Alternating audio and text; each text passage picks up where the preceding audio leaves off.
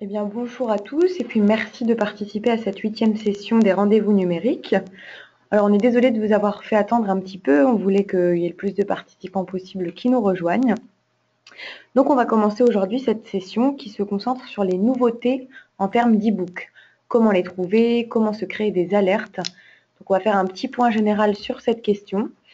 Et je vous rappelle que cette séance est enregistrée, comme à chaque fois, de sorte à ce qu'on puisse ensuite vous proposer la vidéo sur YouTube, que vous puissiez la visionner ou la partager avec des collègues qui n'auraient pas pu participer aujourd'hui.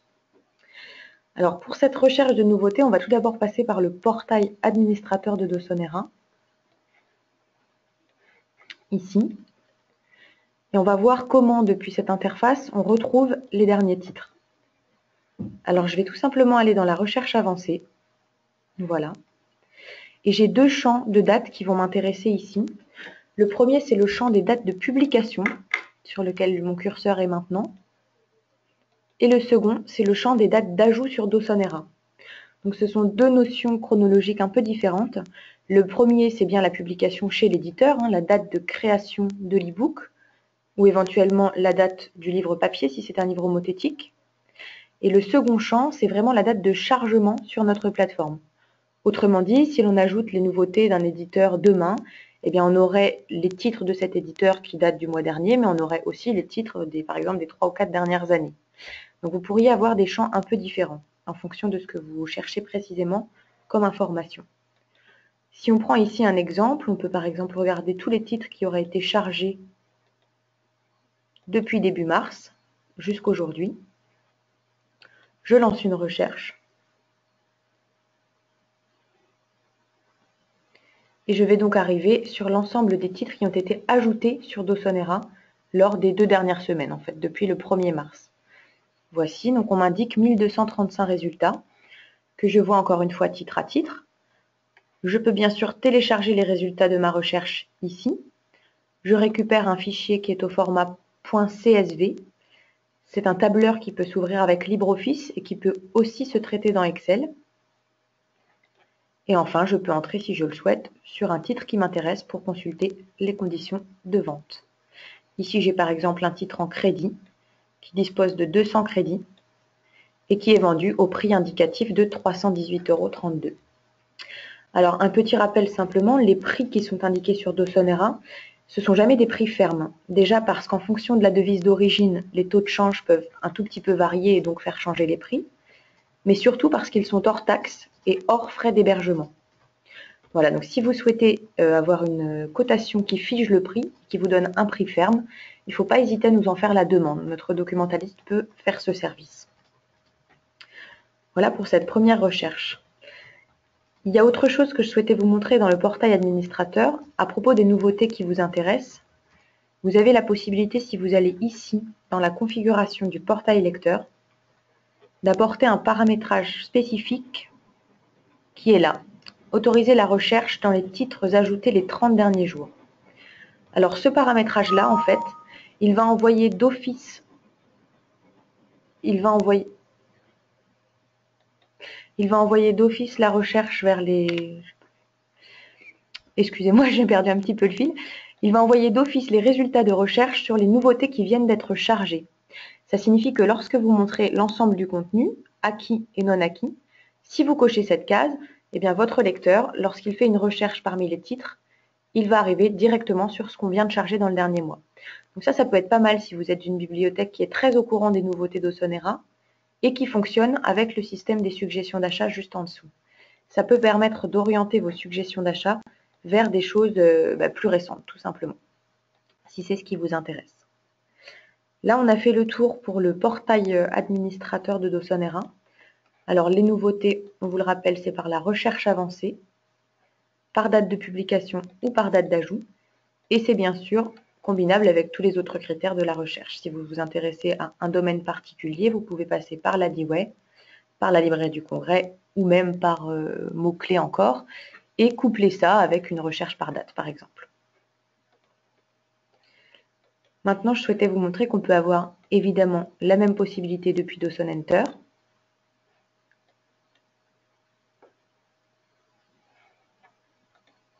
Dans la recherche bibliographique, Vous avez encore une fois différents champs, dont le champ des dates ici. Alors ici, on n'a que les dates de parution, on n'a pas les dates de chargement, mais ça peut, voilà, encore une fois, voir ce qui va être dans la période qui m'intéresse. Si je voudrais voir tous les titres qui ont été parus en 2015, par exemple, sur de l'e-book et qui concernent le marketing.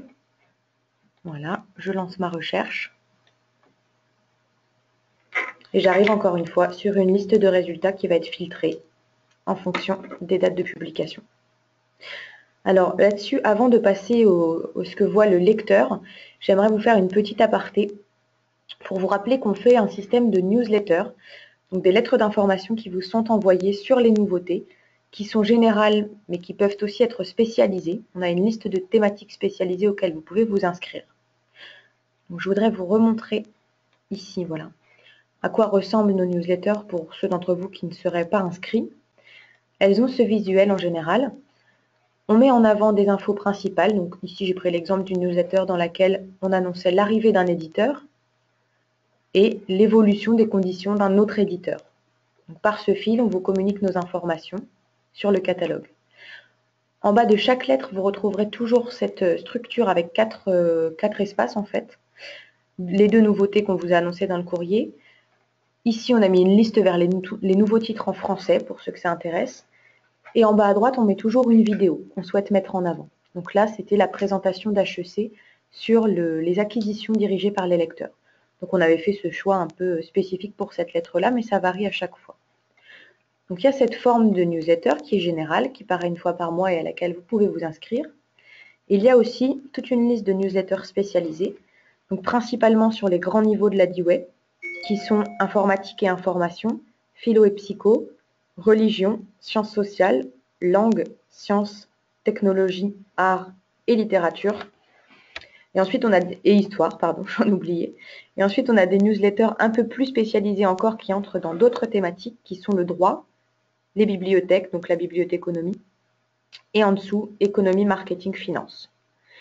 Donc, si vous êtes intéressé par cela, je vous remettrai le récapitulatif dans l'email à l'issue de cette séance. Et vous aurez bien sûr la possibilité de nous demander à ce que l'on vous inscrive. Voilà pour ce petit rappel. Maintenant, je vous propose d'aller voir du côté du lecteur sur Dawson-Enter. Hop, je quitte l'administrateur et je quitte Dawson-Enter.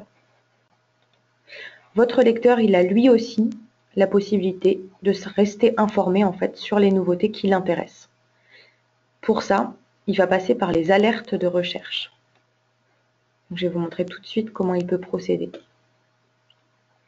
Lorsqu'il arrive sur son portail, il va lancer une recherche soit simple, soit avancée ici.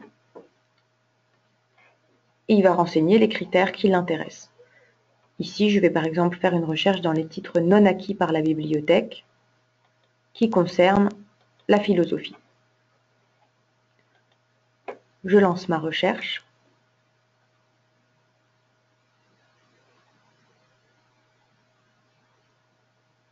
Et j'arrive sur un ensemble de résultats, encore une fois, que je vais avoir la possibilité ici de télécharger dans un fichier CSV, exactement comme vous, en tant qu'administratrice, vous pouviez le faire. Eh bien, votre lecteur va pouvoir le faire aussi, ici, sauf qu'à la différence de ce que vous voyez, lui n'aura pas les prix ni les conditions de vente. Il aura simplement la liste avec titre, auteur, éditeur et les infos bibliographiques de base. C'est aussi un CSV, donc encore une fois, il peut l'exploiter dans LibreOffice ou dans Excel. Le lecteur, ensuite, il va pouvoir sauvegarder sa recherche ici. Alors, lorsqu'il sauvegarde sa recherche, il va ensuite pouvoir la retrouver dans son compte en allant dans ses recherches sauvegardées afin de pouvoir la relancer ultérieurement et de voir si en fait les résultats se sont enrichis entre-temps. En plus d'avoir fait cela, il va pouvoir cliquer ici sur l'enveloppe et là, ça va en fait lui créer une alerte de recherche où dès qu'un titre correspondant à ces critères sera chargé sur la plateforme, il en sera informé par email. Je vais aller donc vous montrer dans mon compte, ici, recherches et alertes sauvegardées, en bas du menu. J'ai un ensemble de recherches que j'ai effectuées et que j'ai gardées en mémoire ici. Et je retrouve mes alertes de recherche ici. Donc là, celle que je viens de créer, c'est probablement la 4e. J'ai donc sauvegardé la recherche, puis cliqué sur l'enveloppe pour qu'elle soit enregistrée et pour qu'on m'envoie les nouveautés. Il y a une dernière petite chose que le lecteur doit vérifier. Ça se joue dans les paramètres du compte. Il faudra qu'il ait cliqué cette case-là. Recevoir les mises à jour et dernières nouveautés. S'il ne la clique pas, il ne reçoit pas les infos concernant en fait sa recherche. Donc l'alerte ne peut pas fonctionner tant qu'il ne la clique pas. Là-dessus, pour que vos lecteurs restent en permanence informés, qu'ils sachent utiliser les différentes options, celles-ci, mais aussi les autres options du lecteur en ligne, on peut bien sûr vous proposer des guides adaptés au paramétrage de votre bibliothèque et il suffira de nous en faire la demande par email. Écoutez, aujourd'hui, on a fait le tour sur la question de la recherche des nouveautés, la création des alertes pour un lecteur, les demandes de catalogue éventuelles que vous pourriez avoir et que vous pourriez trouver dans Dosonera. Et bien sûr, vous pouvez aussi nous les demander si vous ne les trouvez pas. Et enfin, donc, les fameuses newsletters auxquelles vous pouvez vous inscrire. Donc, n'hésitez pas à nous faire suivre vos questions sur le chat ou éventuellement à l'issue de la séance par email. On vous répondra. Voilà. Merci en tout cas d'avoir participé.